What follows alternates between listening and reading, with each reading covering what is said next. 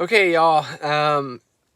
In the last day, where I'm at with trying to buy a business. So I shared with you that we're focused on the sectors that are like the food and beverage industry and adventure type industries. So that's where we're focused right now.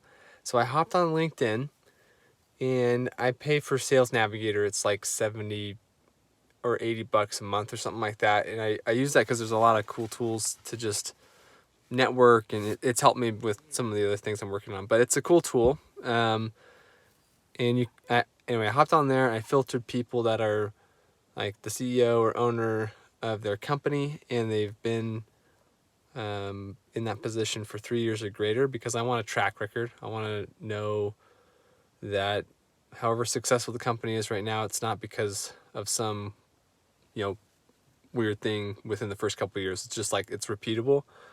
I'm interested in businesses that are like established and legitimate. And to me, I've set like an income, a business revenue. And so that's anywhere between 500,000 and $2 million a year is what I think I want to acquire. And where else? So I'm focused my search in the United States. And then on LinkedIn, you can also find people who like are active on LinkedIn, so that if I send them a message, it's not like gonna sit in their inbox forever and I'm just hoping and waiting for them type of thing.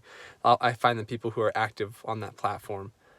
Anyway, I researched probably like 20 companies that, and by the way, it was really fun because every time I click on a company, if it was something I wasn't interested in, it's pretty fast. I'm like, no, okay, next one.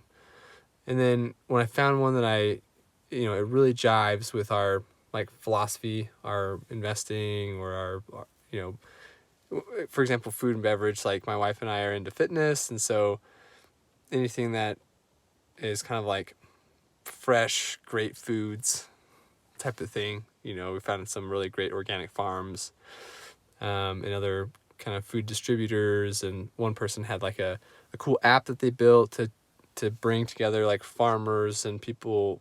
It's basically like a virtual farmers market. Anyway, and I started messaging them, and out of like 20, only one of them accepted my friend request and actually responded. And they were like, they said something like, "Hey, it looks like you're in the energy industry. Why are you interested in buying my company?" And I answered just saying what I told you guys, which is like, we were interested in buying in the food and beverage. It's something we believe in. Think you've built something special. Anyway, I realize now, like after the fact, that I sounded maybe a little too needy. Anyway, so the person didn't respond. And so I just chalk it up to a lesson learned. And I've also realized that in order to find the business that I ultimately will buy, or maybe more than one this year, I need to increase my volume. And so I thought, like, sending these messages is really not very high value. I typically am a do-it-yourselfer, and I have trouble delegating tasks to other people, but I think I'm trying to change that so that I can really focus on high value activities that will really move the needle for me and my wife to buy a business, or really we want to buy 3 businesses this year.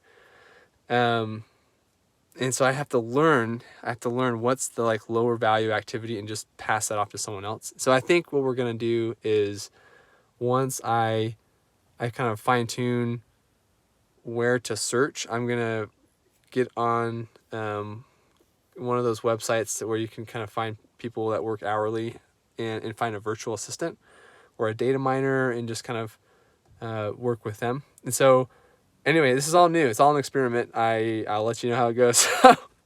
I probably won't contact the data miner today, but I'll probably set up a meeting tomorrow. So when I check in again, I'll have some more information about where I'm going to find the virtual assistant and or data miner that can help with this.